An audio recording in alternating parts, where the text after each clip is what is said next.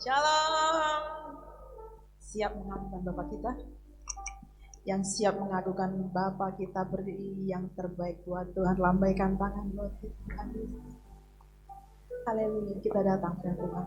Kita mau bereskan kehidupan kita supaya kita layak Tuhan.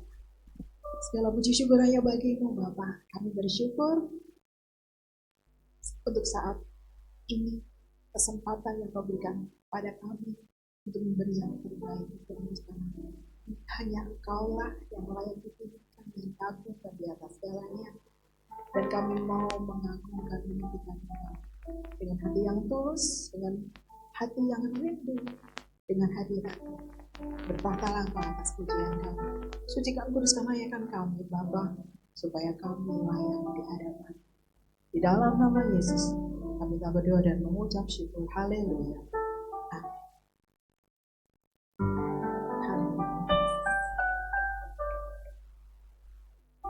Dere Gusti ora rugi nyatane,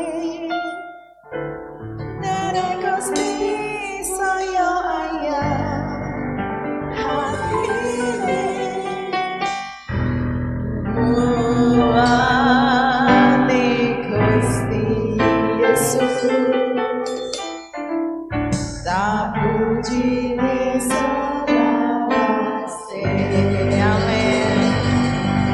Katres menanipun Gusti menika meluber-luber dumateng kita. Monggo.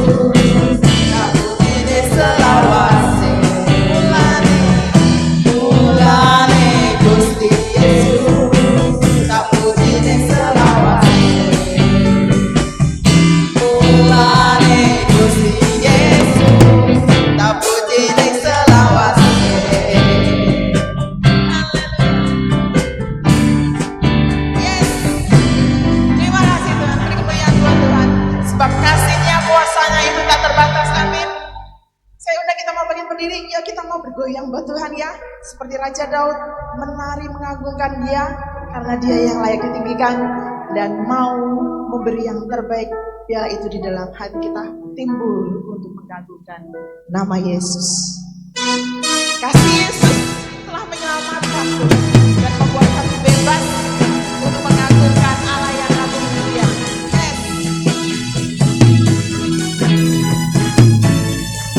Yuk kita mau bergoyang buat Tuhan Yesus ya.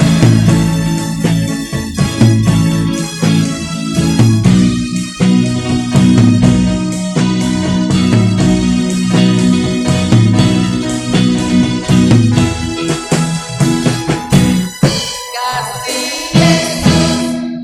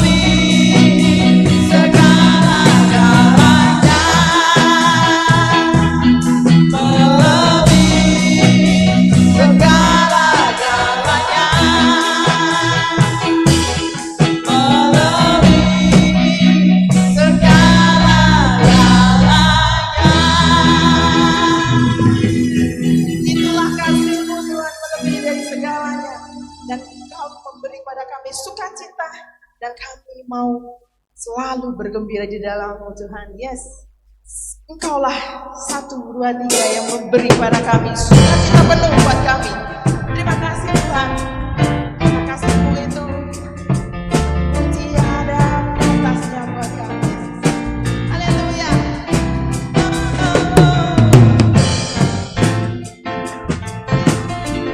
Terima kasih Tuhan.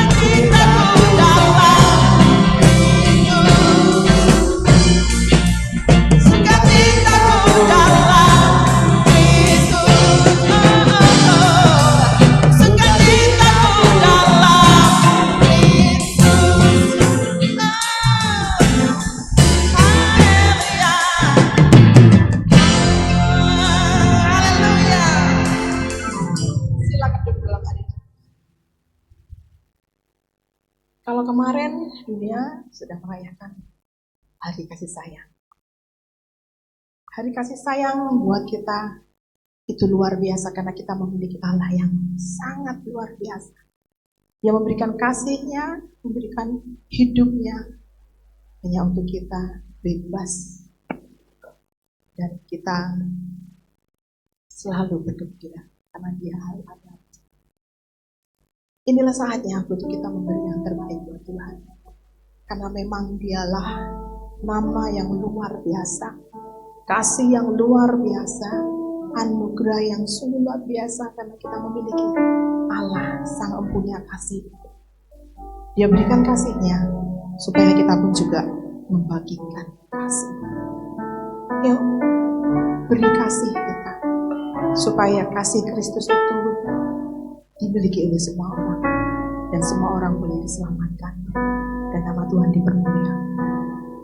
Tuhan Yesus, inilah hati kami, inilah hidup kami. Kami mempersembahkan kepadamu hormat, kemuliaan, keagungan hanya bagi nama-Mu, Yesus, Tuhan di tempat kami. Tuhan, nama-Mu selalu di dalam doaku, berkuasa asuh. Tuhan, ku bawa rinduku, ku nyatakan Engkau, Tuhan di hidupku. Tuhan, nama-Mu selalu di dalam doa. Hanya Engkau Tuhan Yesus yang kami sebut di dalam nama atasmu luar biasa kuasa. Terima kasih Tuhan, ku kami bawa rinduku seperti rusa yang merindukan nyatakan Engkau, Tuhan di hidupku. Bagi nama Tuhan kemuliaan, kejayaan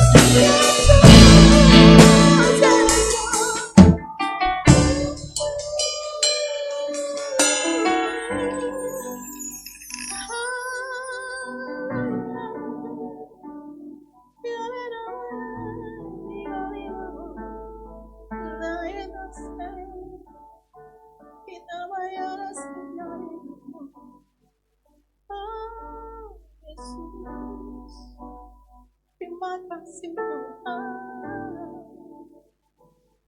hanya Kau yang membuat aku terpesona,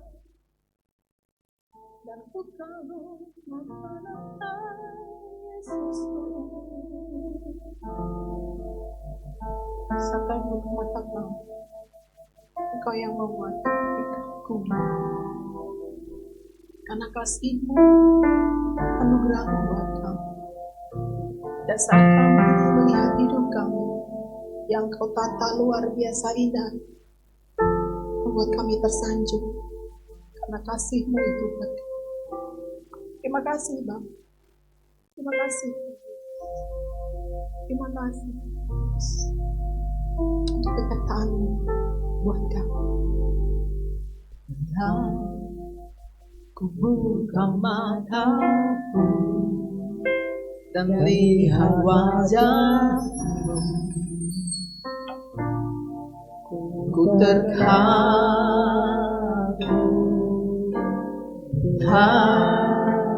ku lihat hidupku dan karya tangan-Mu, ku tersanjung karena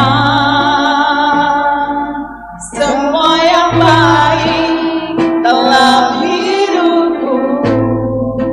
Itulah hati aku. Terima kasih Yesus. Kau beri kesempatan yang baru, dan ku ingin mengenal-Mu Tuhan lebih dalam dari semua yang ku kenal. Tiada kasih yang melebihi-Mu, ku ada untuk menjadi penyembah. Ya, inilah tujuan kita Buka mataku dan lihat wajah, sungguh kami terkagum. Bila ku lihat hidupku, Terima kasih Tuhan Yesus. karya tangan, Terima kasih Tuhan Yesus. ku tersanjung karena semua yang baik dalam hidupku. Terima kasih Tuhan. Itulah Karya-Mu luar biasa. kesempatan yang baru, dan ku ingin mengenal-Mu Tuhan lebih dalam dari semua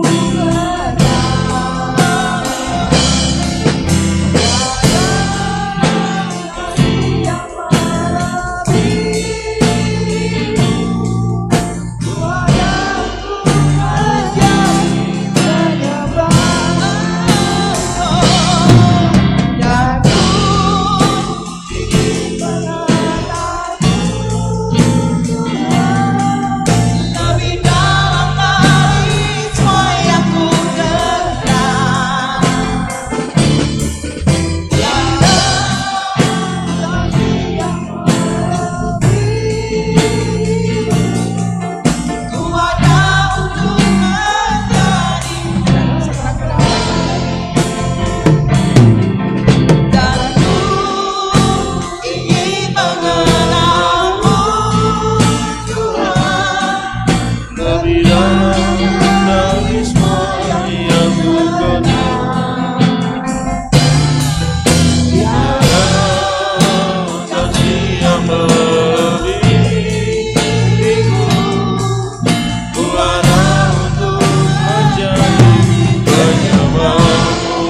Mari lebih lagi katakan, dan ku ingin mengenal-Mu Tuhan lebih dalam dari semua yang ku kenal. Tiada kasih yang melebihimu. Ku ada untuk menjadi penyembahmu. Aku ingin mengenalmu Tuhan, lebih dalam dari semua yang ku kenal.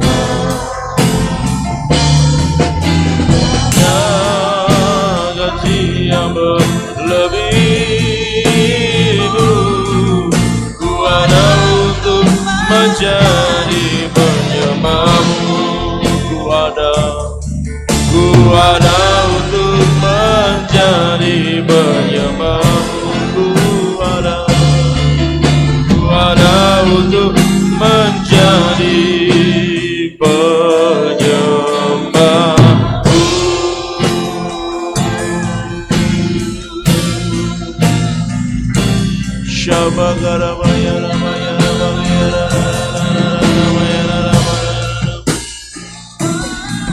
Kami mau menyembahmu, kami mau menyembahmu. Jadikan kami penyembahmu, penyembahmu. Haleluya.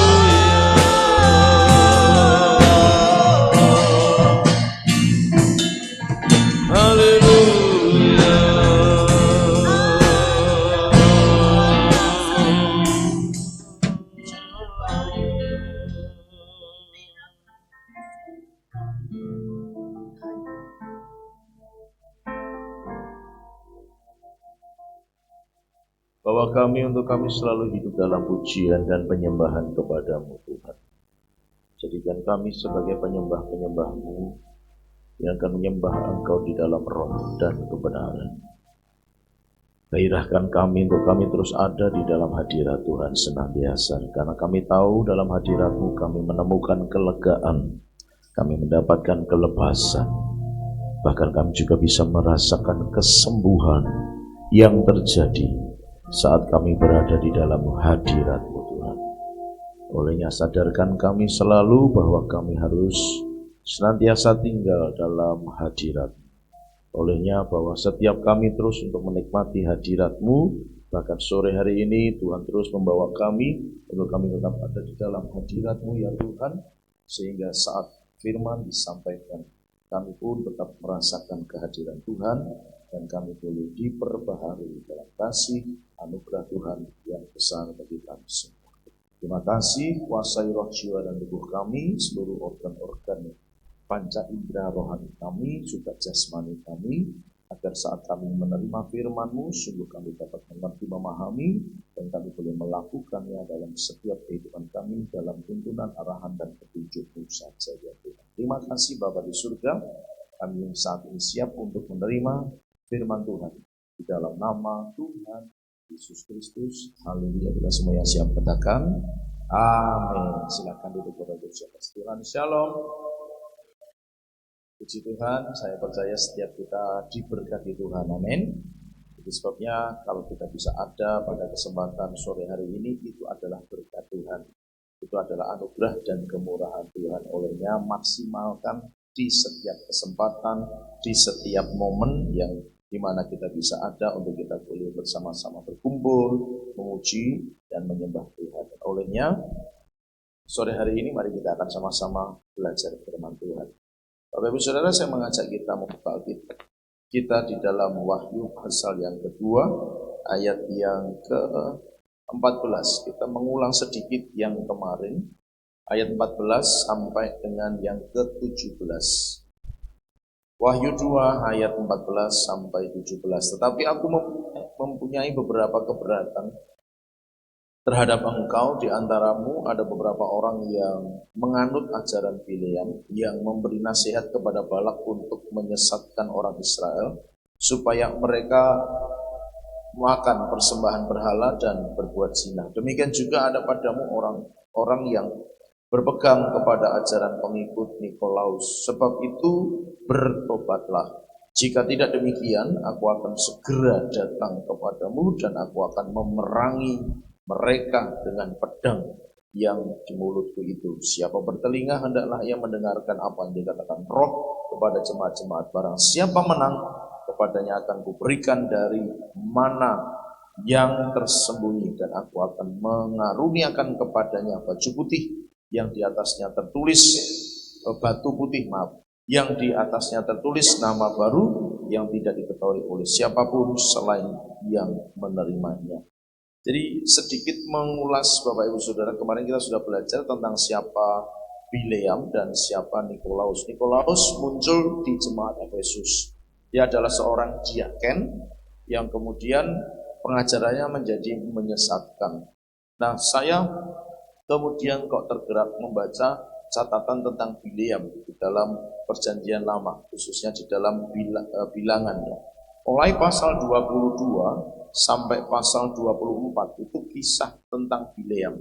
Bileam itu sebut saja nabi, walaupun dia tidak disejajarkan dengan misalnya Yesaya, Yeremia, dan seterusnya.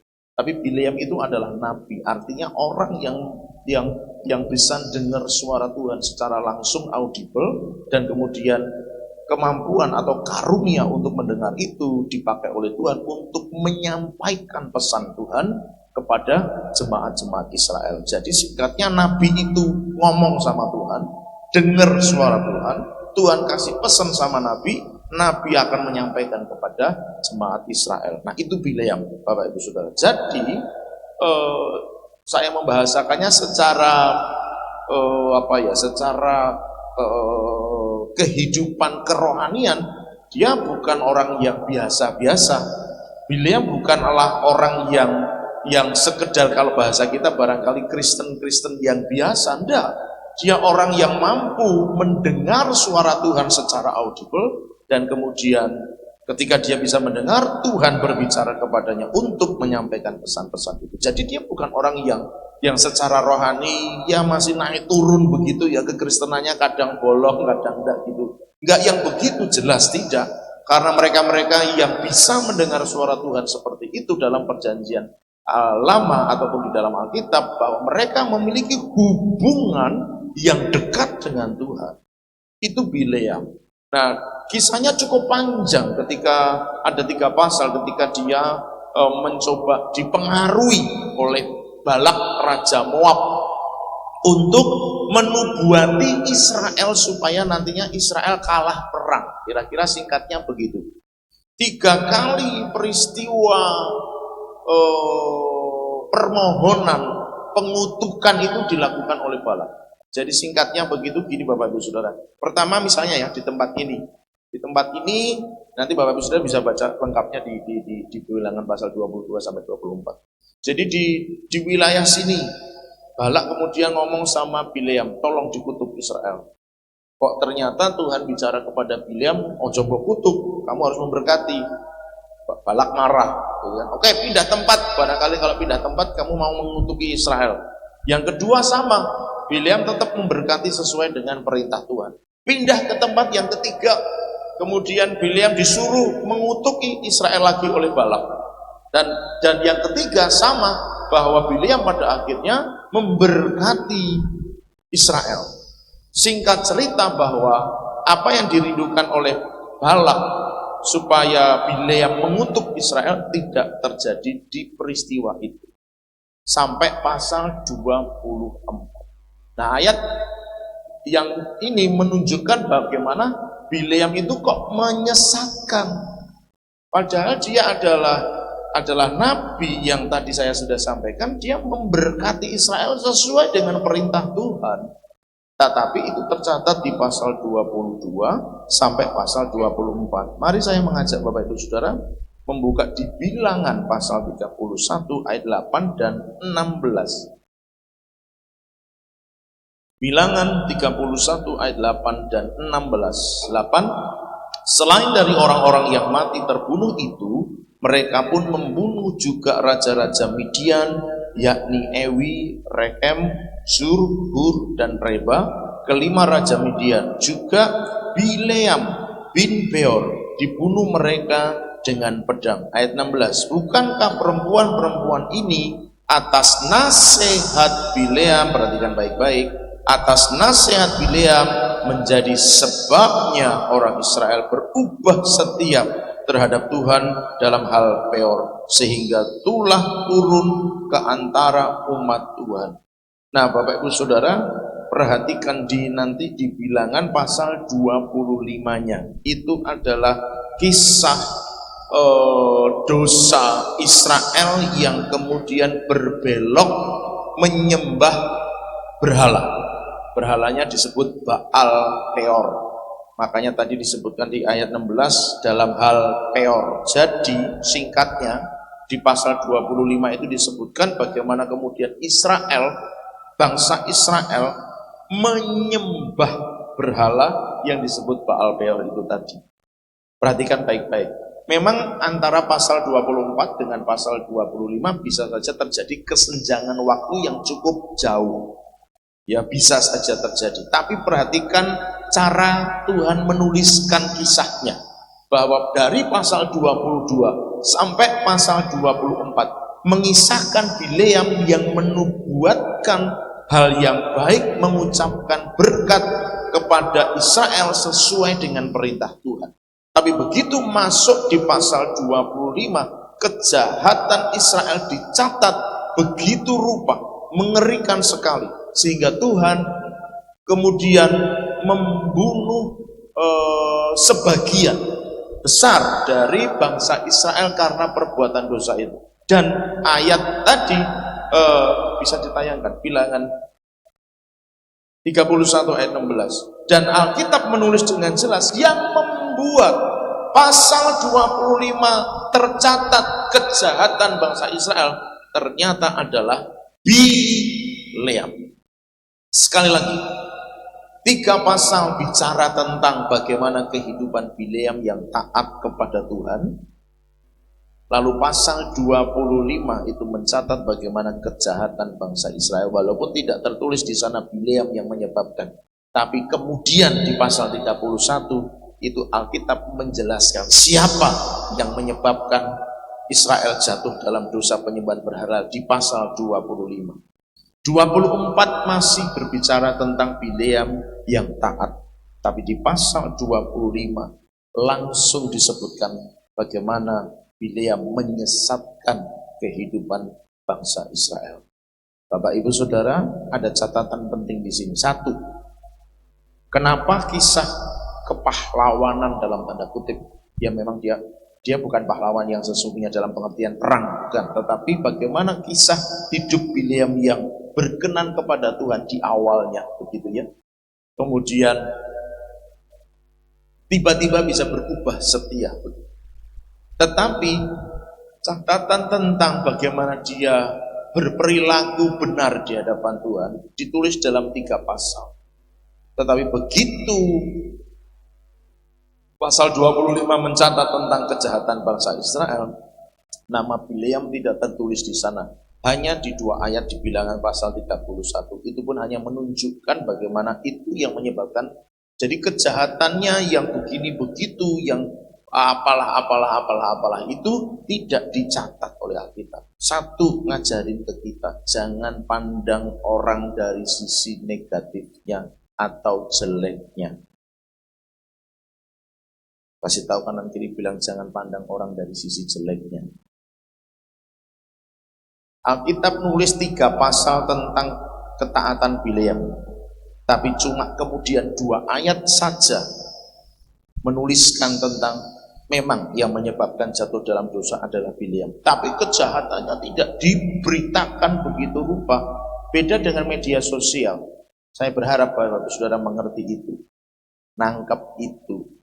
Jadi kalau cerita tentang kebaikan orang, jangan cerita tentang keburukannya, kejelekannya, negatifnya. Kalau cerita negatif, misalnya ada orang cerita tentang negatifnya seseorang, bisa berlembar-lembar. Media sosial itu bisa sepanjang sekali, bacanya 1 jam nggak selesai itu. Tapi kalau cerita kebaikan orang semenit, sedetik selesai. Bapak Ibu Saudara, itu ngajarin ke kita gitu. Alkitab nulis tentang Bileam itu kebaikannya, bahasanya bukan kebaikannya, tapi bagaimana hidupnya saat itu, saat dia baik, saat dia benar di hadapan Tuhan. 3 pasal.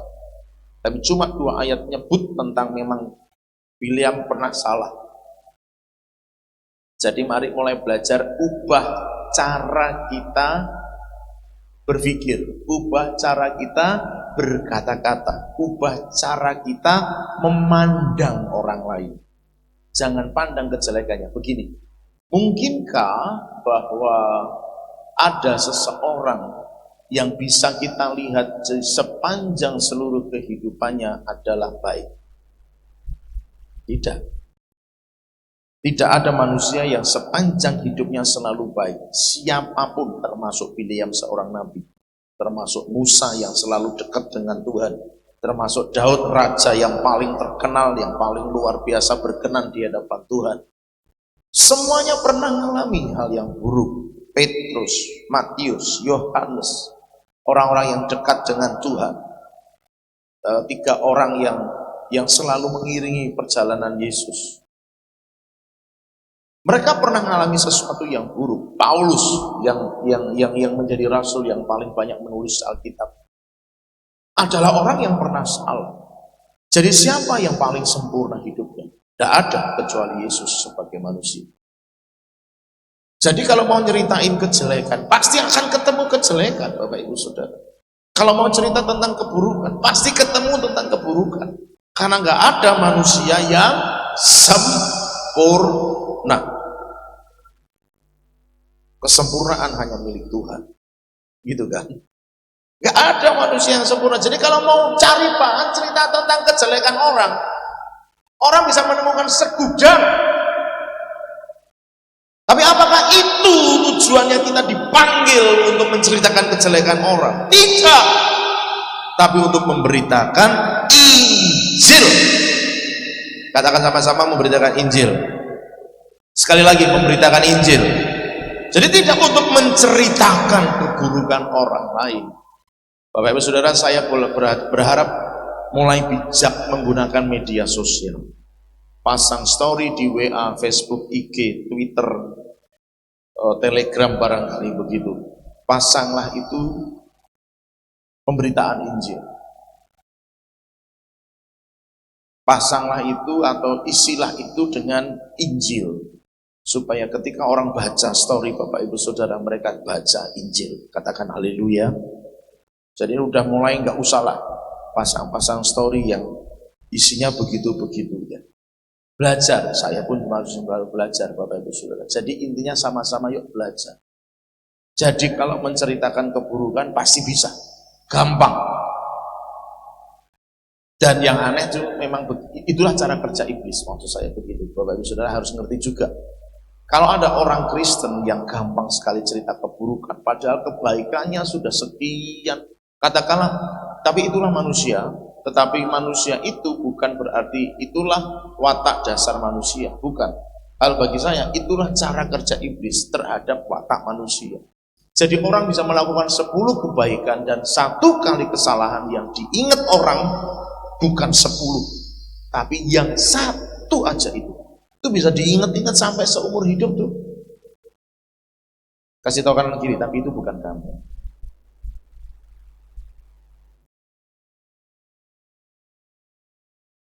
Yang banyak berapa? 10 kebaikan, yang itu ingat-ingat sampai mati. Katakan amin. Cuma 1 aja kok diingat-ingat buat apa? Lagi pula itu hal yang gak bagus. Dia sudah melakukan 10 kebaikan, kenapa gak bisa mengingat 10 kebaikan? Karena itulah setan bekerja supaya orang dendam, orang benci, orang marah, sakit hati, kepahitan. Hasilnya adalah orang itu masuk neraka. Itu tujuannya setan, supaya memori kita diisi 1 saja tapi yang buruk. Sehingga orang jadi semakin marah dalam hidupnya dan pada akhirnya ujungnya bukan keselamatan lagi, tetapi kematian kekal. Jadi hati-hati Bapak Ibu Saudara, kalau Anda hari ini masih simpen satu keburukan, hari ini Anda masih ingat satu keburukan yang pernah Anda rasakan dari orang lain, itu artinya Anda sedang dibawa setan masuk neraka. Hati-hati. Maka lepas ingatan tentang kenegatifan itu. Ingat kebaikan. Itu yang pertama. Yang kedua, Wahyu tadi menulis bahwa ada Bileam, kemudian ayat 15 berkata tentang Nikolaus. Tadi sudah saya singgung, Nikolaus adalah awalnya adalah diaken, berarti dia pelayan Tuhan, dia hamba Tuhan. Bileam sama, dia hamba Tuhan. Awalnya menyampaikan firman, menyampaikan kebenaran, tapi kemudian berbelok dan berpindah arah menjadi mengajarkan kesesatan. Bapak Ibu Saudara, hati-hati di bagian ini juga. Orang dulu bisa begitu rupa melayani Tuhan, tetapi kemudian hampir menjelang akhir hidupnya dia meninggalkan Tuhan. Saya ngomong tentang meninggalkan Tuhan tidak selalu bicara dia meninggalkan iman kepada Yesus dan kemudian beralih iman. Enggak. Dulu tetap hidup kudus, tetap Kristen, agamanya Kristen, hidupnya dianggap Kristen, tetapi kelakuannya sudah tidak benar di akhir hidupnya. Ini yang bahaya. Ada orang yang dulunya nampak luar biasa, tapi setelah kemudian diberkati Tuhan dengan berbagai karunia, talenta, dan juga materi, kok kemudian jadi sombong sampai mati, selesai dia, tidak mungkin ke surga lagi. Tetap Kristen, tetap pelayanan, tetap hamba Tuhan labelnya. Tapi kesombongannya jadi lebih besar dari kerendahan hatinya. Maka ujungnya adalah kematian dan bukan keselamatan. Hati-hati terhadap itu. Kasih tahu kan kiri bilang hati-hati kayak gitu. Ada orang awalnya mungkin karena dia baru merintis hidup baik, benar di hadapan Tuhan. Masih berjuang, awal dari pertobatannya. Orang sungguh-sungguh, sering puasa, sering datang ibadah, sering pelayanan. Tapi begitu sudah semakin dipakai Tuhan, diberkati Tuhan, kok terus jadi lebih sombong dari yang lain. Aku hebat, aku bisa. Aku lebih dari yang lain. Bapak Gembala percaya banyak sama aku. Wow. Gak boleh yang kayak begitu Bapak Ibu Saudara. Katakan amin. Hati-hati dengan itu semua. Dalam konteks Bileam dan Nikolaus memang itu mengajarkan kesesatan. Tapi perhatikan baik-baik, bukankah mereka masih tetap menjadi milik Tuhan dalam tanda kutip. Mereka tidak berpindah iman. Bileam tetap statusnya hamba Tuhan, nabi Tuhan. Nikolaus tetap statusnya orang Kristen. Cuma ajarannya mulai menyesatkan orang lain. Nah, hati-hati di bagian itu Bapak Ibu Saudara. Janganlah kiranya berbagai-bagai macam berkat baik jasmani maupun rohani yang Tuhan berikan, percayakan kepada kita, menjadikan kita berbeda sikap hati kita di hadapan Tuhan. Menjadikan kita menjadi mulai hidup secara tidak benar di hadapan Tuhan. Janganlah itu kiranya terjadi. Di dalam nama Yesus aku menghardik sikap perubahan hati yang buruk atas seluruh kita di dalam nama Yesus Kristus. Jadi saya berharap Bapak Ibu Saudara tetap rendah hati, jadilah anak Tuhan yang tetap rendah hati, tetap melayani, tetap menghambakan diri terhadap yang lain. Tidak mudah memang, tetapi harus belajar, harus bisa melawan setiap kesombongan itu. Itu enggak kerasa masalahnya Bapak Ibu Saudara, serius. Itu enggak kerasa. Saya sedang dihajar Tuhan. Saya mulai merasakannya, mulai merenungkannya, sepertinya saya mulai dihajar Tuhan. Dan kemungkinan saya masih menyelidiki, saya masih minta Roh Kudus bicara ke saya. Tuhan, kalau ini hajaran darimu, tunjukkan ke saya. Di bagian mana saya salah. Dan sepertinya Tuhan mulai menunjukkan bahwa saya mulai sombong di bagian-bagian tertentu. Itu yang membuat kemudian ada semacam dalam tanda kutip kehancuran demi kehancuran. Tapi semuanya sudah terlanjur terjadi. Cuma saya percaya saja bahwa Tuhan punya belas kasihan yang cukup besar. Saya percaya juga Tuhan pasti bisa memulihkan kondisi dan keadaan itu entah kapan. Tapi hari ini saya harus berjuang. Karena kesalahan itu, karena kesombongan. Bapak Ibu Saudara, hati-hati. Serius. Gak terasa Bapak Ibu Saudara. Memang itu cara mainnya setan. Jadi saya berharap setiap kita yang hari ini sudah ada di dalam anugerah dan kemurahan Tuhan yang besar, jaga hati, tetap rendah hati, tetap melayani, tetap menghambakan diri terhadap yang lain. Katakan amin. Jangan merasa itu kan bagiannya dia, biar dia aja yang melakukannya. No. Kita yang dikasih tahu, kita yang dipercaya Tuhan, kita yang ditunjuk untuk melakukannya. Lakukan dengan sungguh-sungguh. Katakan haleluya. Lakukan dengan segenap hati. Oh, si A aja yang menjalankannya, si B kok malah nunjuk orang lain ya. Padahal Tuhan kasih kepercayaan itu sama kita. Halo. Yang sadar atas kepercayaan Tuhan katakan amin. Jadi kita yang harus kerjakan. Kita tidak bisa tapi itu dipercayain ke kita, ya kita minta bantuan orang lain, bukan malah menunjuk orang lain. Itu beda hal Bapak Ibu Saudara yang dikasih Tuhan. Hati-hati, dosa kesombongan bisa muncul di situ. Saya tidak bisa montir, tapi saya dipercaya untuk membetulkan sebuah mobil misalnya. Saya tidak bisa, saya nggak ngerti. Saya akan minta tolong orang lain. Bantuin saya disuruh betulin mobil ini. Saya ikut di dalamnya, orang lain yang mengerti bantuin saya. Bukan, tolong yo, aku ra iso, iki benar no. Itu salah, itu melepas tanggung jawab. Kasih tahu kanan kiri bilang begini, kita nggak seperti itu. Amin. Jangan melepas tanggung jawab, lakukan dengan sungguh-sungguh. Begitu lepas tanggung jawab, dosa kesombongannya masuk. Cuma kita nggak sadar masalahnya. Nah itu yang bahaya, itu yang harus benar-benar kita minta Tuhan jagain hatiku, Tuhan jagain hidupku, Tuhan jagain pikiranku, roh jiwa tubuhku supaya aku nggak menyimpang sedikit pun. Tetap lurus di dalam jalan Tuhan.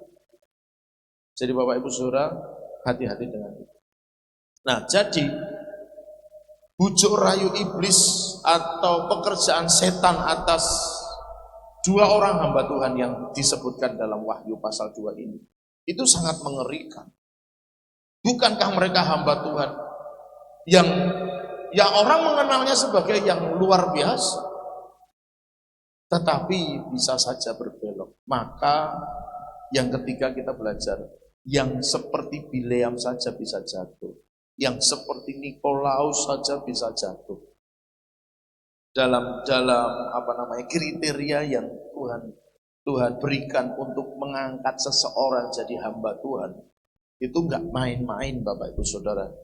Bukan yang masih bolong-bolong kekristenannya itu yang ditunjuk Tuhan jadi seperti Nikolaus atau Bileam. Bukan yang kebaktiannya hohahe itu yang ditunjuk Tuhan, enggak mungkin. Secara kerohanian mereka sudah teruji berkualitas. Tapi yang berkualitas saja kalau nggak jaga hidup bisa menyimpang. Maka Bapak Ibu Saudara, jadi Kristen yang berkualitas. Yang sepakat katakan, aku Kristen berkualitas. Sekali lagi, aku Kristen berkualitas. Amin. Yang nggak ngahihu, ngerti ya maksudnya ya? Yang sebentar di bawah, sebentar naik begitu. Ditegur sedikit, mutung, besok balik lagi. No. Yang kayak Nikolaus, yang pilihan berkualitas saja bisa belok, apalagi yang kayak begitu. Makanya jaga hati kita, jaga sikap kita. Supaya enggak yang aneh-aneh Bapak Ibu Saudara. Apalagi yang kekristenannya cuma biasa-biasa saja. Nek dikasih tahu, ya masih kayak begitu-begitu itulah. Hati-hati terhadap semuanya itu. Maka Bapak Ibu Saudara perlu benar-benar jaga. Jaga juga komunitas kita. Dengan siapa kita bergaul. Ada salah satu statement, ada orang ngomong, Anda bergaul dengan orang malas 2 orang saja. Anda bergaul dengan orang malas 2 orang saja. Anda akan dapati diri Anda jadi pemalas juga. Jadi dengan siapa Anda bergaul, itu akan menentukan siapa Anda ke depan. Anda bergaul dengan orang sukses, Anda jadi sukses. Anda bergaul dengan pemalas, Anda akan jadi malas juga. Itu sama terjadi pada kehidupan rohanimu. Kalau Anda bergaul dengan orang yang gak suka datang ke gereja, Anda jadi malas datang ke gereja juga.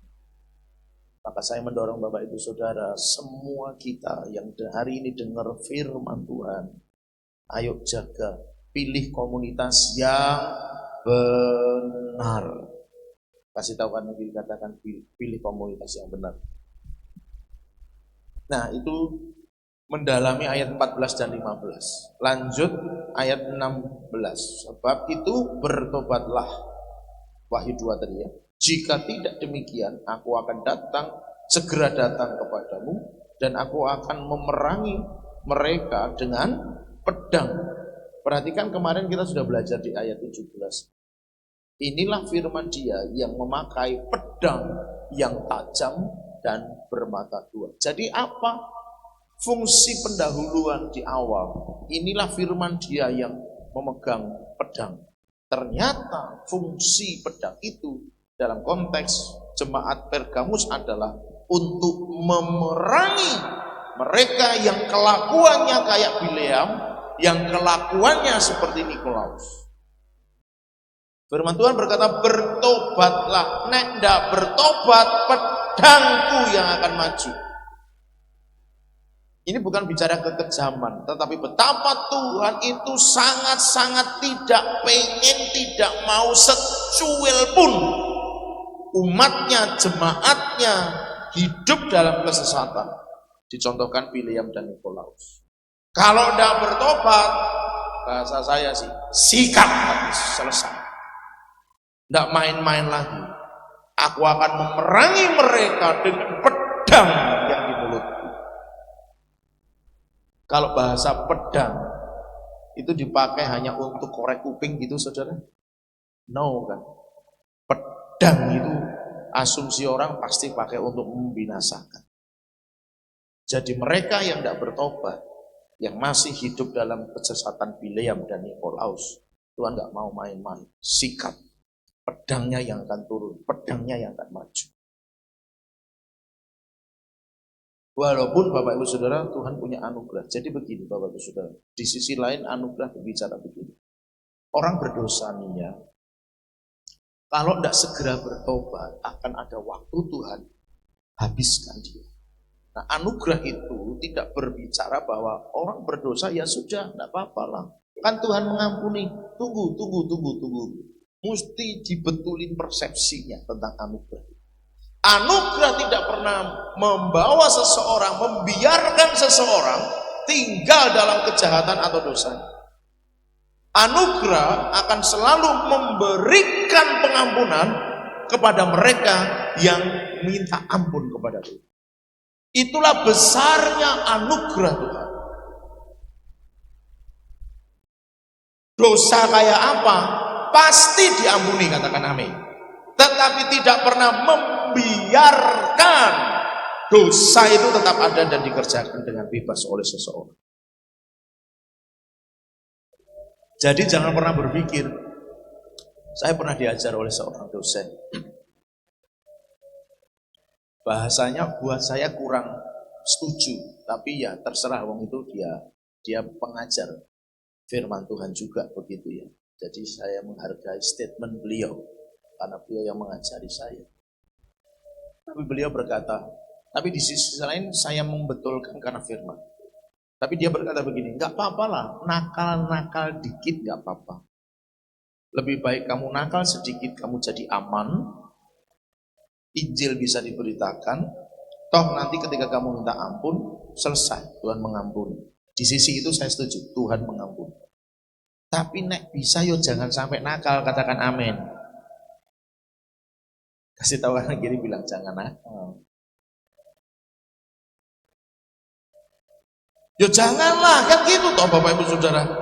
Lah nek pas nakal Tuhan datang atau pas nakal mati, Kemana coba? Sudah jelas posisinya mau kemana itu. Barusan tadi saya dengar ada di berita orang sedang badminton, saudara. Terjuduk, tidak tahu pingsan, intinya nggak sadarkan diri. Entah itu akhirnya jadi bablas atau tidak tahu. Tapi ada dulu teman di Tawamangun, saudara. Dia badminton begitu.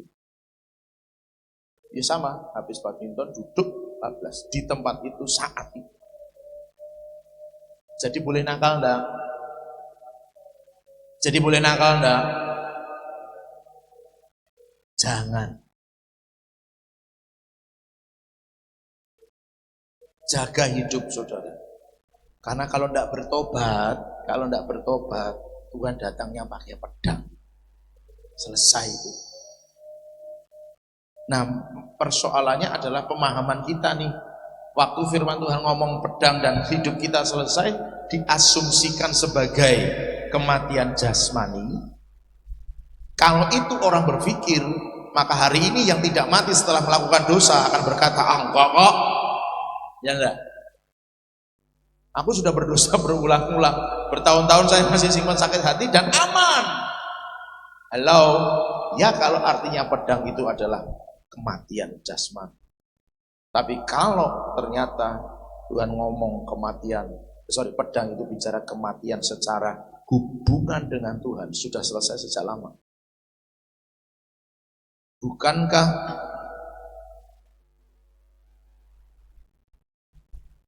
Adam dan Hawa itu mengalami kematian?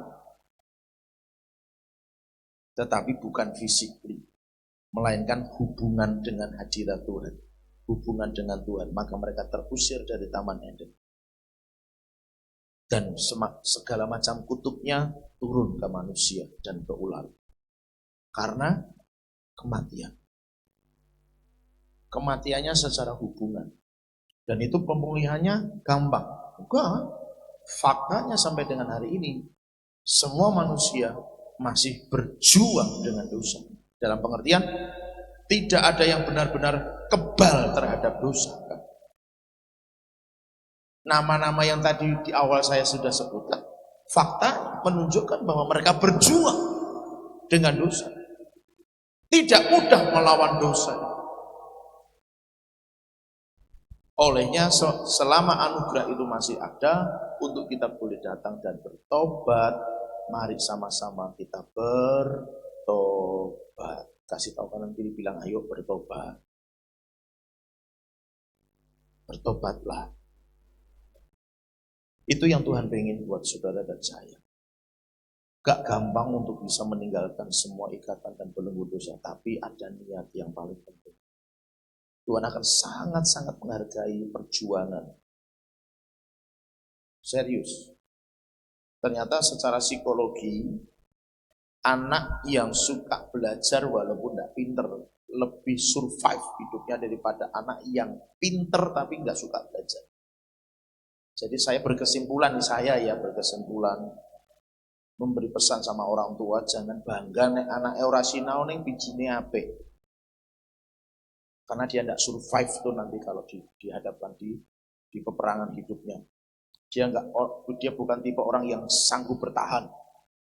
Dia bukan tipe orang yang bisa berjuang menjalani hidup. Itu yang pinter tanpa belajar. Kan ada tuh, Tuhan kasih kemampuan sama beberapa orang yang nggak pernah belajar, anaknya main aja. Tapi setiap kali testing, bijinya apik kabeh. Jarang ada 8, 9. Tapi juga jangan sebaliknya. Nggak pernah ada yang 8, 6, Mbak, itu elek. Nggak pernah 8, karena 9, 10, rankingnya 1, 2 itu aja. Padahal nggak pernah kelihatan belajar tuh, serius. Belajarnya ya sambil pegang HP, misalnya begitu, belajarnya juga sambil nonton TV. Tapi rankingnya 1, 2 terus. Ingat, ternyata itu bukan tipe anak yang survive, yang sanggup bertahan menghadapi perjuangan hidup. Jadi jangan bangga hanya karena nilainya bagus. Ternyata itu tipe anak yang tidak bisa berjuang di kemudian hari. Maka latih. Anak yang suka belajar walaupun nilainya enggak bagus, itu justru yang bisa bertahan lama karena dia terus belajar. Ada punya semangat untuk belajar. Itu bedanya. Jadi memang sudah ada dorongan dari dalam, anak ini suka belajar. Nah, waktu dia nanti kemudian menjalani sebuah perjuangan hidup, dia akan belajar dari pengalaman-pengalaman yang dia lalui. Itu bedanya. Maka anak-anak muda sukalah belajar. Loh, yang tua juga bukan berarti nggak usah belajar. Ya, tetaplah terus belajar. Karena itu akan membuat kita menjadi semakin dewasa. Baik secara pikiran, mental, juga spiritual. Nah, jadi Bapak Ibu Saudara kembali ke soal ini. Ayo sama-sama bertobat. Tidak ada yang kebal dosa, jadi tolong please. Sudah sekian lama barangkali Anda mendengar, selesai hari ini. Selesaikan ikatan itu. Buang semua dosa itu. Maka kalau masih ada yang masih sampai dengan hari ini mungkin masih bawa dosa itu, stop, please stop sekarang. Sebab kalau tidak bertobat, Tuhan datang dengan pedang.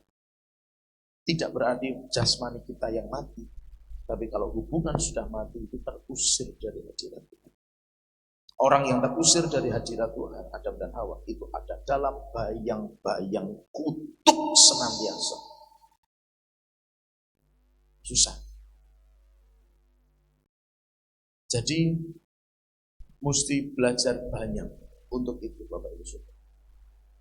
Nah, orang yang ada dalam bayang-bayang kutuk itu punya legalitas di hadapan Tuhan untuk dipermainkan setan. Perhatikan baik-baik. Jadi mungkin saya dapat videonya itu, saya share di grup kita jemaat-jemaat supaya semuanya tahu. Jadi Tuhan nggak bisa turun tangan untuk menolong karena itu punya legalitas hukum.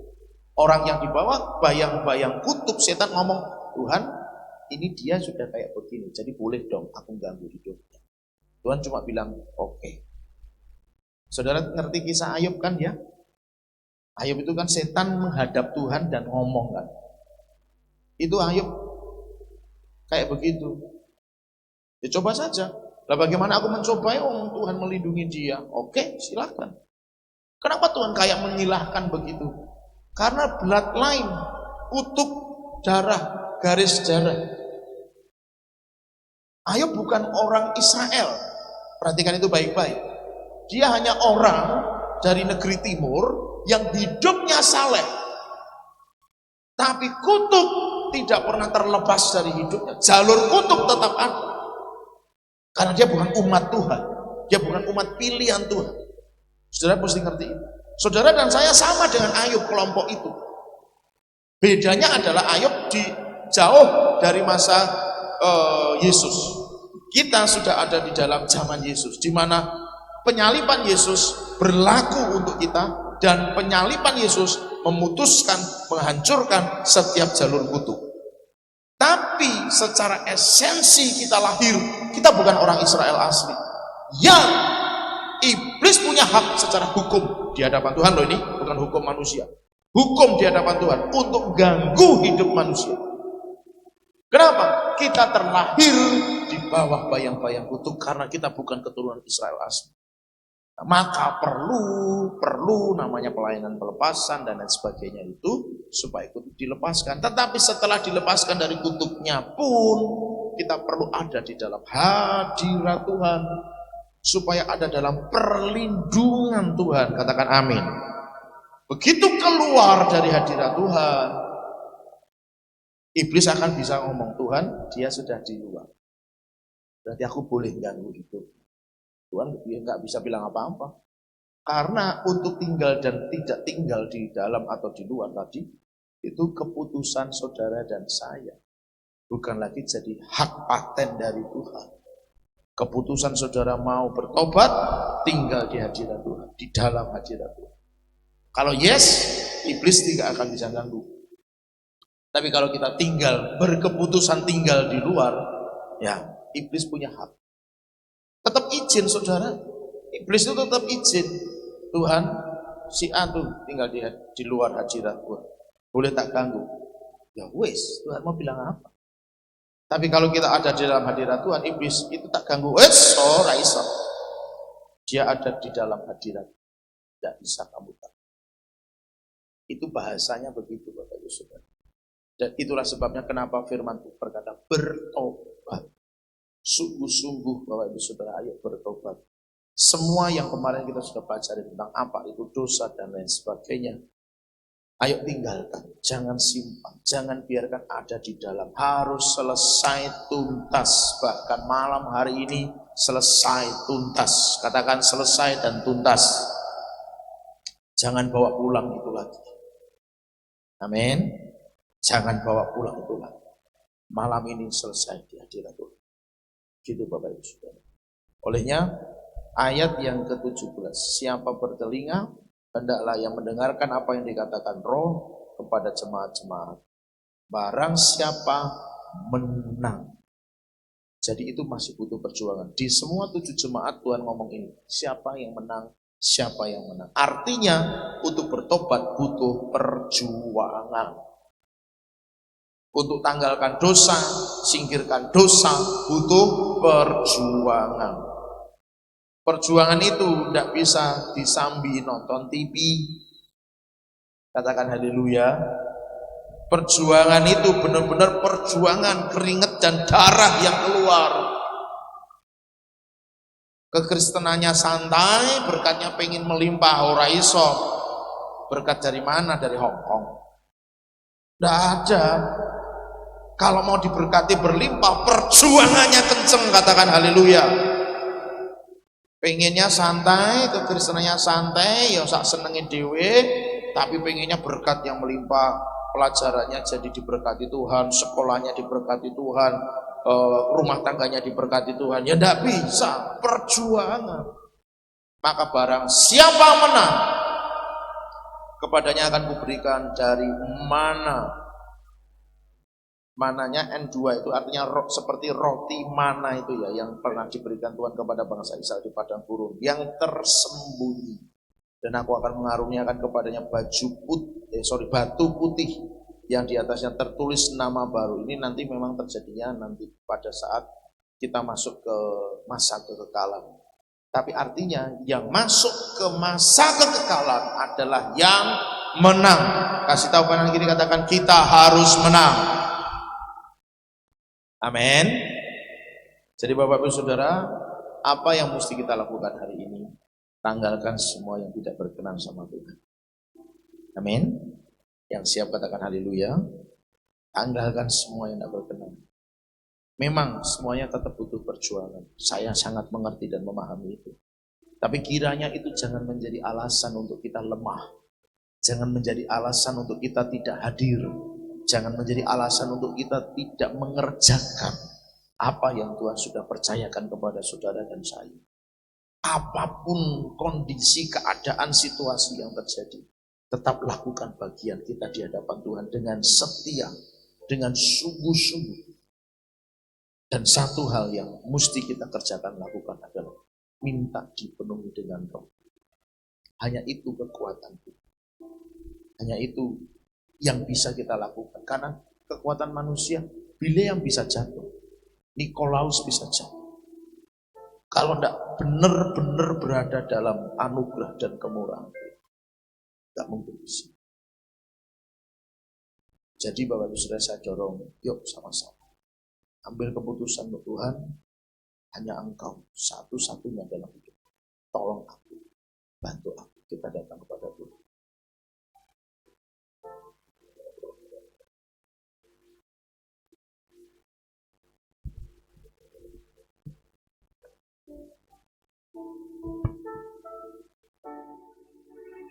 Sekali Yesus, selamanya Yesus,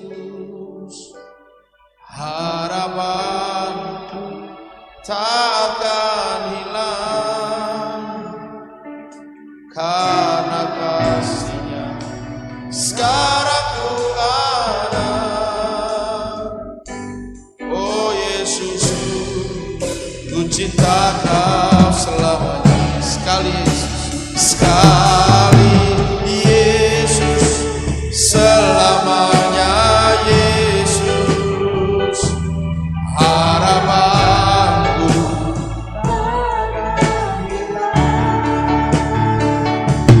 karena kasih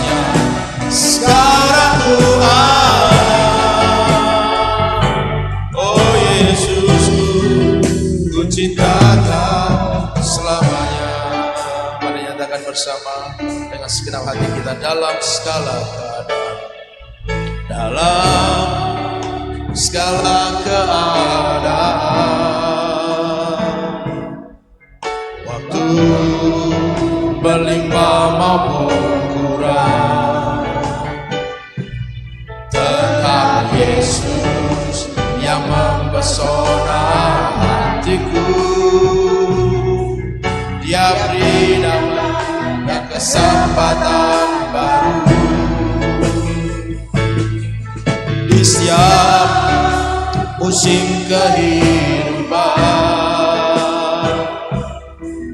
Waktu ku kuat maupun lemah, tetap Yesus yang mempesona hatiku. Dia beri hidup dan kesempatan baru. Sekali Yesus, selamanya Yesus. Harapanku takkan hilang karena kasih-Nya sekarang ku ada. Oh Yesus, ku cinta Kau selamanya. Saudara, lirik lagu ini berkata bahwa dalam segala keadaan, baik waktu berlimpah maupun kurang, hanya Yesus yang bisa mempesona hati kita. Artinya hanya Yesus yang hanya bisa menarik perhatian kita. Hanya Yesus yang bisa membawa hidup kita benar-benar sesuai dengan kehendak-Nya. Tidak ada yang lain. Maka mari mendekatlah padanya. Terus bawa hidup kita, hati kita persembahkan di hadapan Tuhan. Sebab hanya Yesus yang sanggup menolong saudara dan saya. Hanya Yesus yang sanggup mengubahkan segala sesuatu. Bukankah anugerahnya berlimpah-limpah?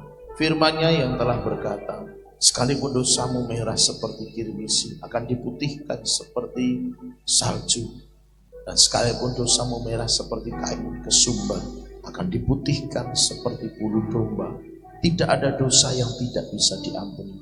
Hanya tinggal kemauan kita untuk bertobat, tanggalkan dosa, minta pengampunan, dan minta kekuatan yang dari Tuhan untuk kita terus berjalan di dalam kehendak-Nya. Oleh sebab itu Bapak Ibu Saudara yang dikasihi oleh Tuhan, bagi setiap kita yang sungguh-sungguh rindu mengasihi Tuhan, walaupun mungkin masih harus dengan perjuangan yang cukup kuat, walaupun mungkin harus masih dengan proses yang cukup panjang, tetapi tidak apa-apa. Keputusannya hari ini adalah, Tuhan, aku mau mengasihi Engkau lebih sungguh-sungguh. Sekali Yesus, selamanya Yesus dalam hidupku. Aku gak mau disesatkan dan menyesatkan. Aku gak mau terhilang. Aku gak mau pada akhirnya tidak memiliki kesempatan untuk hidup bersama dengan Engkau selamanya. Tapi malam hari ini aku berkeputusan, aku mau mengasihi Engkau dengan lebih sungguh-sungguh. Oleh sebab itu Bapak Ibu Saudara yang malam hari ini sepakat ambil keputusan di hati untuk tetap mengasihi Tuhan apapun yang terjadi. Saya minta untuk bisa bangkit berdiri sebagai tindakan iman di hadapan Tuhan. Dalam segala keadaan, waktu berlimpah maupun kurang, tetap Yesus yang mempesona hatiku. Dia beri damai dan kesempatan baru di setiap musim kehidupan. Waktu ku kuat mau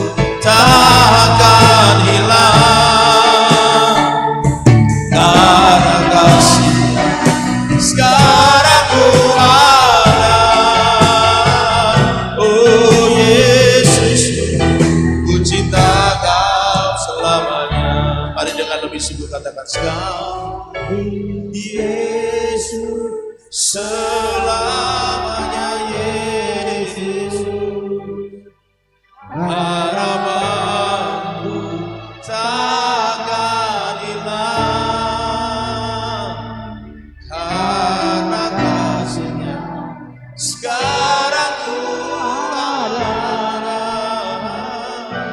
Oh Yesus, ku cinta Kau selamanya. Lebih sungguh sekali, Yesus makasih Tuhan, harapan kami gak akan pernah hilang. Di dalam Engkau selalu ada harapan bagi kami. Makasih Tuhan, karena kasih sekarang ku ada. Oh Yesus, ku cinta Kau selamanya. Sekali Yesus,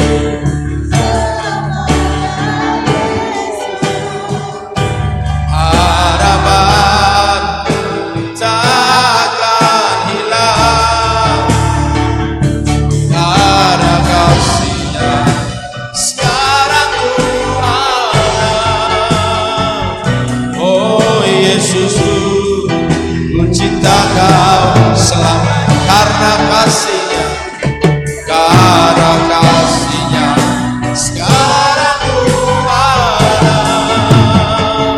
Oh Yesus, ku cinta Kau selamanya, karena kasih sekarang ku ada. Oh Yesus, ku cinta Kau selamanya.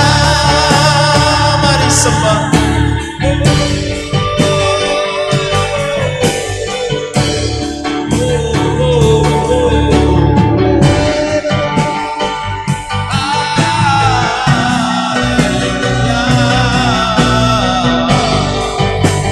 Mari mendekat kepada Tuhan.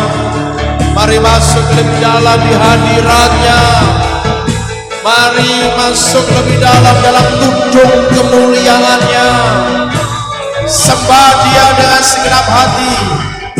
Sembah Dia, angkat suaramu, angkat hatimu, sembah Dia. Sembah Dia dengan cara yang kau bisa. Sembah Dia, sembah Dia.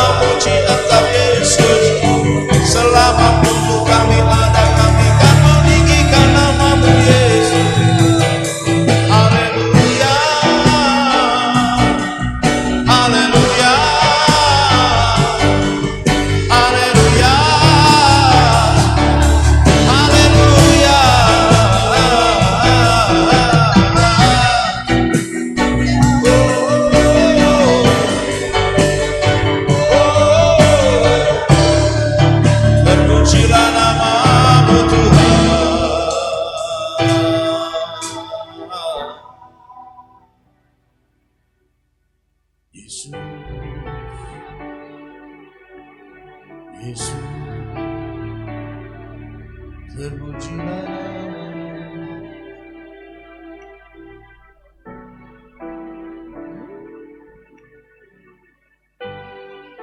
Hari ini izinkan Tuhan memenuhi setiap hati kita dengan Roh-Nya yang kudus.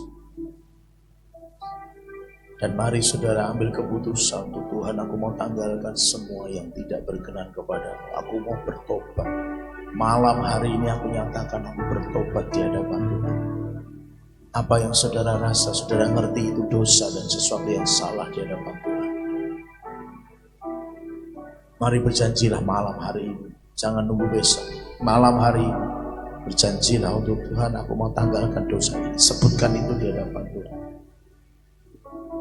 Mari saudara berdoa bersama-sama kepada Tuhan secara pribadi. Untuk beberapa 1 menit, 2 menit ke depan berdoalah untuk menyatakan janji saudara, meninggalkan semua yang tidak berkenan kepada Tuhan. Malam hari ini juga, malam hari ini ucapkan itu di hadapan Tuhan.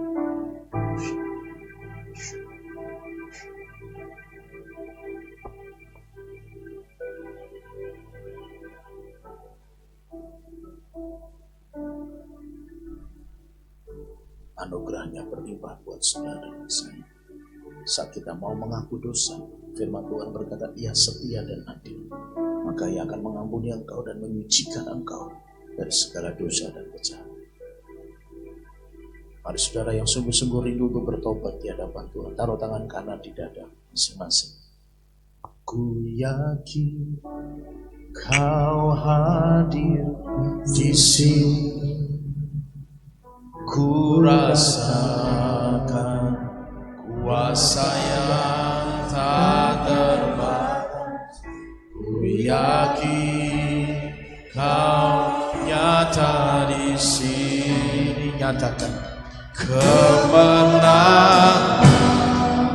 terjadi di sini. Ku yakin Kau hadir di sini, ku rasakan kuasa yang tak terbatas. Hamba berdoa kepadamu, setiap pola pikir yang salah, setiap paradigma yang keliru, setiap sikap hati yang menyimpang dari yang sesungguhnya Tuhan ajarkan, hamba berdoa di dalam nama Yesus, aku ikan cabut dari setiap kami semua dalam nama Yesus, dan aku melempar keluar ke tempat yang Tuhan sediakan dan tidak pernah kembali lagi. Hari ini Tuhan ubahkan setiap pemikiran, setiap hati menjadi benar di hadapan Tuhan. Aku nyatakan di dalam nama Yesus, cara yang benar yang dari Tuhan turun atas setiap kami semua. Dan setiap mereka yang sudah menyatakan dosa di hadapan Tuhan, aku nyatakan dosa mereka diampuni oleh Tuhan, dan segala kutuk diubah jadi berkat atas mereka semua. Di dalam nama Yesus Kristus, aku nyatakan hidup baru terjadi bagi kami, hidup yang diperbaharui dalam kasih dan anugerah Tuhan. Itu yang terjadi atas setiap kami semua. Demi nama Yesus Kristus, terjadi, tergenapi, termeterai dalam kasih dan anugerah Tuhan, dalam nama Tuhan Yesus Kristus. Mulai hari ini dan seterusnya, kami menjadi umat yang selalu hidup di dalam Tuhan. Kami jadi umat yang selalu hidup sesuai kehendak Tuhan. Kami jadi umat yang selalu menyenangkan hati Tuhan untuk seterusnya, untuk selama-lamanya. Amin, amin, amin.